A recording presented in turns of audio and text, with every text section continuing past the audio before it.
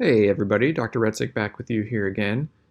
This is our Calc 4 video to introduce the idea of partial derivatives. That's actually section 14.3, and it's a two-day discussion. So today we're just going to sort of scratch the surface, and then we'll wrap it up in the next video. These are for Monday and Tuesday of week 2. All right, so here we go. This is section 14.3, and it's all about partial derivatives. Now, this is actually a moment in Calc 4 where things go really smoothly because we're good at Calc 1. So let me draw a picture and we'll talk about geometrically what the partial derivatives are. We'll talk about their definitions, and then we'll get down to brass tacks and talk about how a person actually, quote, takes a partial derivative. Okay, so here's the picture. This is the key picture, really, I would say, of chapter 14. All right, here's the picture. So you have a flying carpet. That's the graph of a function, say z equals f of xy. And all the action is happening in 3D space. So you can put axes in to kind of lend some 3D depth to the drawing. So that's z pointing up, y pointing to the right, and x pointing out of the screen towards you. And we've been sort of hinting at this idea that, well, it's weird to think about a hiker on that surface answering the question, what's the slope? They would need more information, right? They would need to know, well, what do you mean? Are you asking how steep it is if I walk north? Are you asking how steep it is if I walk southeast? And so the partial derivatives, they start to give us a way to answer questions like that. All right, so I'm going to draw a couple of paths along our surface. One in green, like so. The other in red, like so. And where the paths cross corresponds to an input down in the xy plane.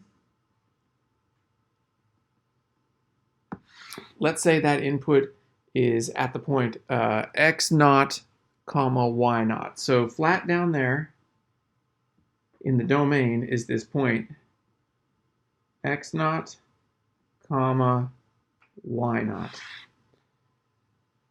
Okay. So a person standing on the surface, right where those two paths cross, would answer that the slope along the green path is one thing and the slope along the red path is something else, perhaps. And we're trying to get our hands on what those slopes are. So at this spot here on the surface, we're trying to develop a notion of slope. Now here's how to think about it. On the green path, focus on that green path. If your hiker walks along that green path, say like this,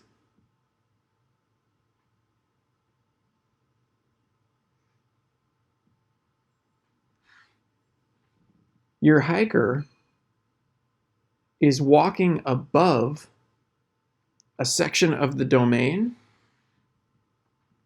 say like this,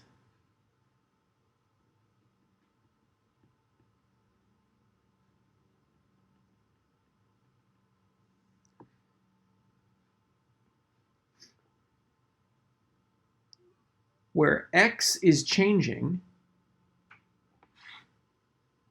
and y is fixed. So the y is fixed and the x is changing. Okay. On the other hand, if you had a hiker walking along the red path, like so,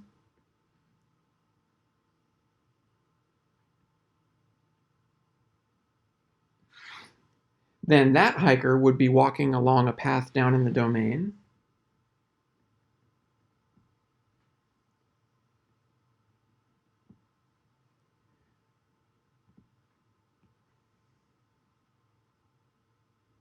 Where x is fixed and y is changing. So let's look at this picture and let's repeat that one more time. The green path on the surface is a result of our hiker changing their x coordinate and keeping their y coordinate fixed.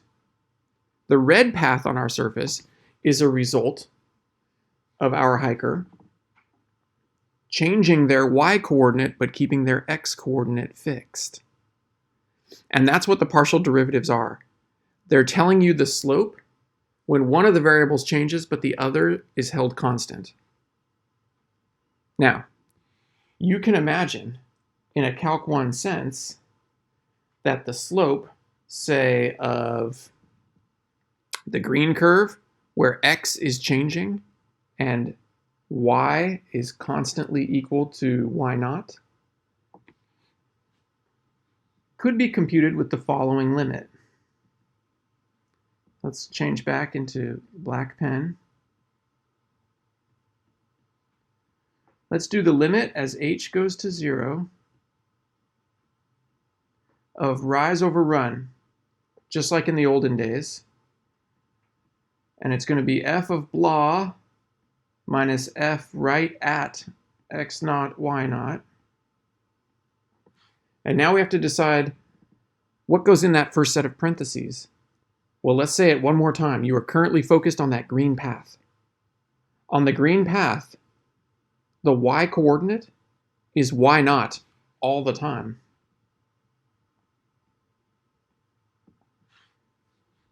So the only coordinate that's changing on the green path is x.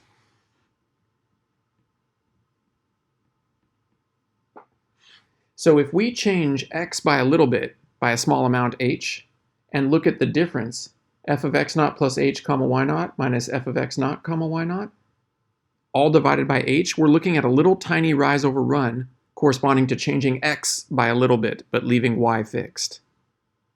The limit of those little tiny rise over runs is the derivative, but it's just the derivative as far as x is concerned. And so this limit, the notation for it is you write these funny d's. Those are not regular d's, those are not this. Two different d's. So those kind of curly Q d's, those tell your reader you're talking about a partial derivative. And you're talking about that partial derivative particularly at the point x naught, y naught.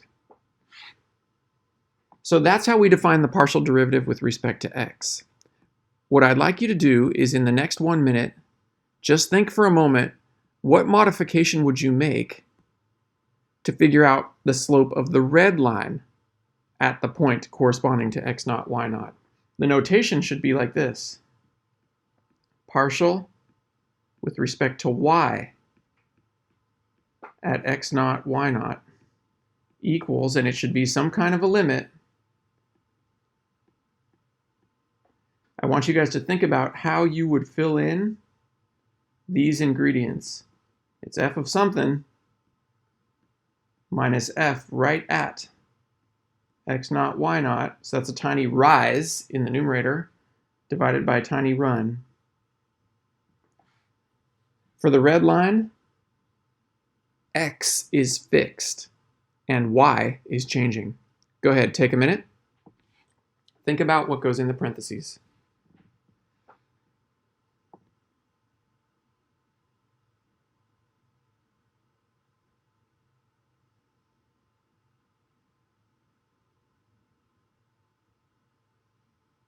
All right, I predict 1 minute was too long to wait, so we're going to use those 20 seconds right there. Again, on the red curve on the surface, x is fixed and y is changing.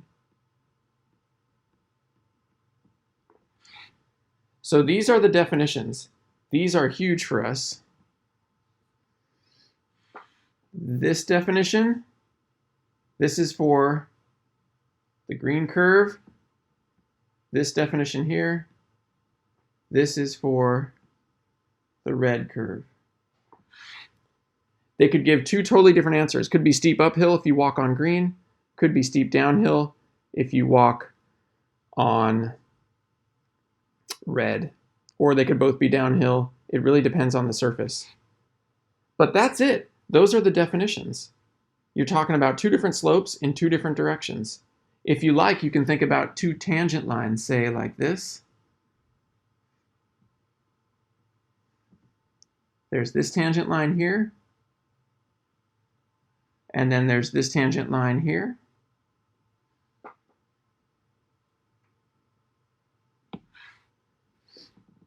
And you're computing the slopes of those lines, but they're just tangent in a certain direction. Okay. Now, understanding the geometry and this picture is sort of the deep theoretical aspect of 14.3. You know what you're computing when you do a partial derivative. You're talking about a slope in either the x direction or the y direction. There are two practical aspects that we need to touch on to finish off this intro video.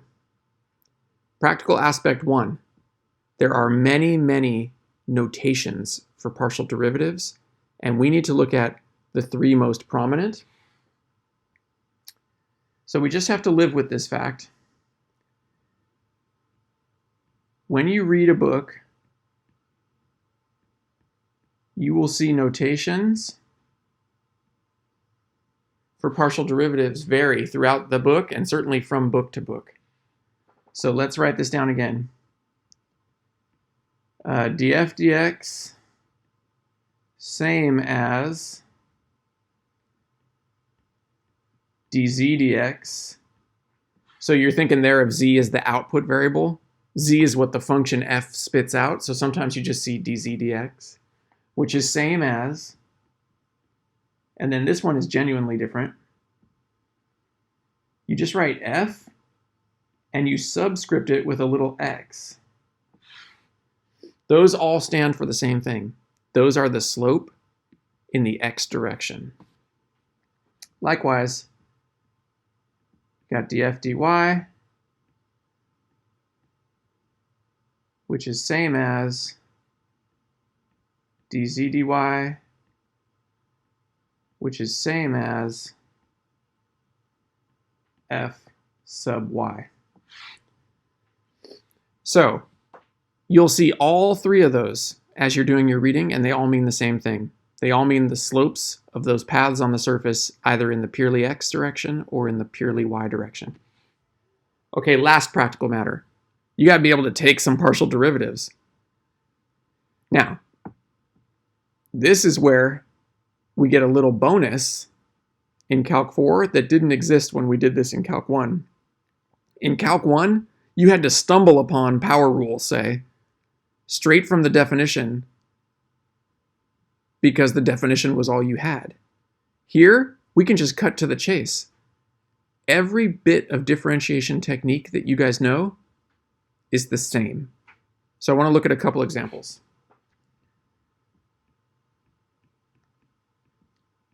Okay, so here's an example. Let f of xy equal x cubed y squared plus x cosine y. All right, there's a perfectly reasonable function. The domain is the entire xy plane. You can plug in anything you want to this function. Let's see if we can compute the partial with respect to x. Then df dx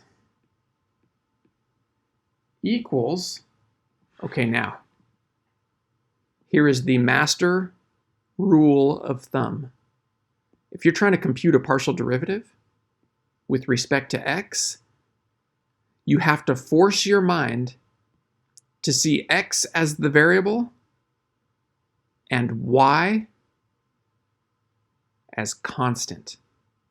You treat those y's, wherever you see them in that expression, you treat those y's as if they were all 4s. They are numbers as far as x is concerned. Remember, along the green path up here, y does not change. Only x changes. So come down here, force your mind to see those y's as constants. Pretend all those y's are 4s. If you do, then this first term right here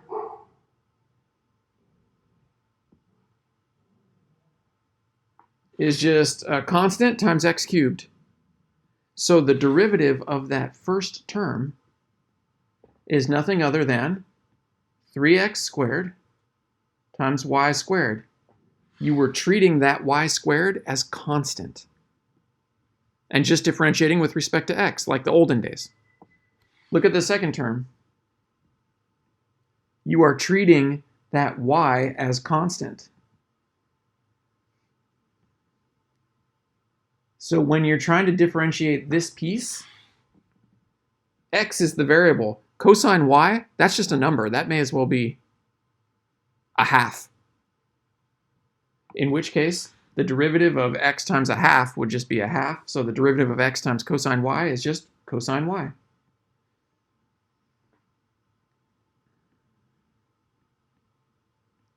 So the partial with respect to x, you treat x as a variable and you treat every other letter you see as though it were a number. You know, I just heard myself like 2 minutes ago say pretend the y's are 4s. And I find that funny now. Pretend the y's are 4s.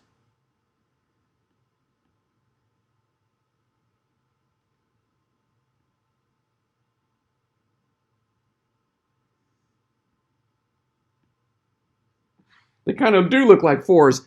It's just ink, or I guess I should say pixels at this point. It's just pixels. Treat those y's as though they're 4s when you take the derivative with respect to x. Okay, I'm going to shut up. You guys are going to do this problem in the next 30 seconds. We just computed df dx together. You guys do df dy. So treat the x's as constants, treat the y's as the variable. Go ahead, take 20 seconds.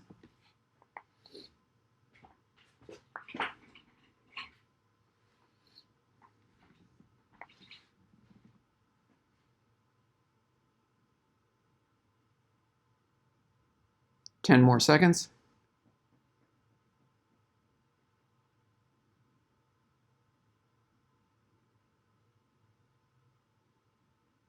All right. Hopefully you looked back at the original formula for f and you said, all right, I'm going to treat the x's as constants and the y's as variables, in which case the partial with respect to y, you look at that first term, power rule, 2 comes down in front, nothing happens to the x cubed because it's constant as far as y is concerned. Meanwhile, that second term, x is constant as far as y is concerned, so really you're just differentiating a constant times cos y. Derivative of cosine is negative sine, so take away x sine of y. And that's it. That's how you take partial derivatives. And every rule that you've ever known is still in force.